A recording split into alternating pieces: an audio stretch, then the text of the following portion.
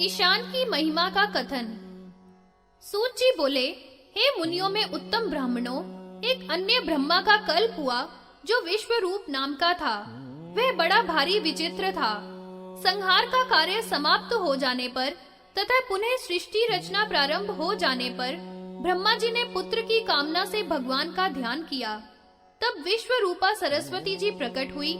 वह विश्वमाला तथा वस्त्र धारण किए हुए तथा विश्व यज्ञोपवीत विश्व का ही सिर पर उष्णीश धारण किए थी। वह विश्व गंध से युक्त विश्व मातामह है। इसके बाद पितामह ब्रह्मा जी ने मन से आत्मयुक्त होकर भगवान ईशान जो परमेश्वर हैं, उनका यथाविधि ध्यान किया। उनका स्वरूप शुद्ध स्फटिक मणि के समान सफेद तथा सभी प्रकार के आभूषणों से भूषित है।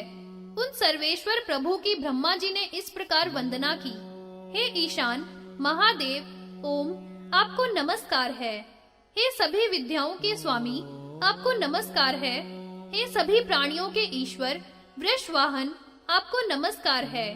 हे ब्रह्मा के अधिपति, हे ब्रह्म स्वरूप, हे शिव, हे सदा शिव, आपको नमस्कार है। हे ओंकार मूर्ते, हे देवेश, हे सद्योजात, आपको बारंबार नमस्कार है। मैं आपकी शरण में आया हूँ, आप मेरी रक्षा करो।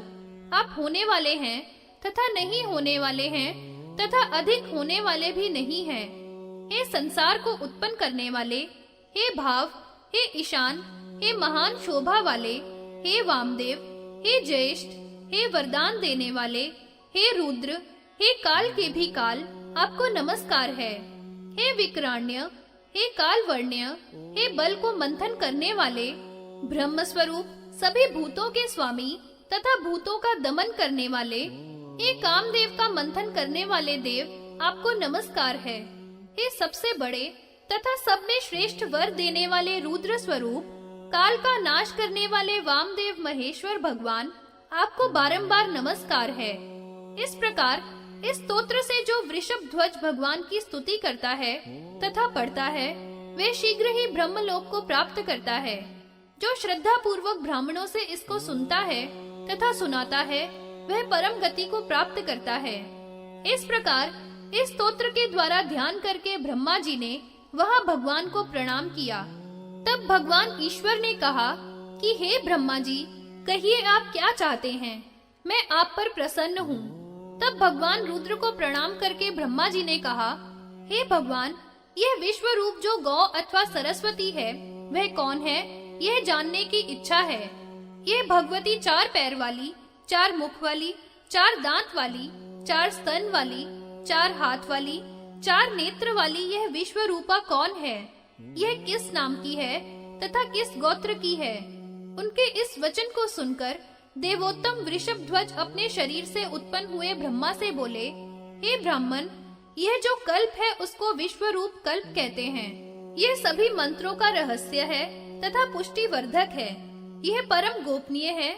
आदि सर्ग में जैसा था वह तुमसे कहता हूँ। ये ब्रह्मा का स्थान जो तुमने प्राप्त कर लिया है, उससे परे विष्णु के पद से भी शुभ तथा वैकुंठ से भी शुद्ध मेरे वामांग से उत्पन्न यह 33वां कल्प है। हे महामते, यह कल्प आनंद ही जानना चाहिए तथा आनंद में ही स्थित है। इस कल्प का मांडव्य गोत्र है। तपस्या के द्वारा मेरे पुत्र अपने को प्राप्त हुआ है।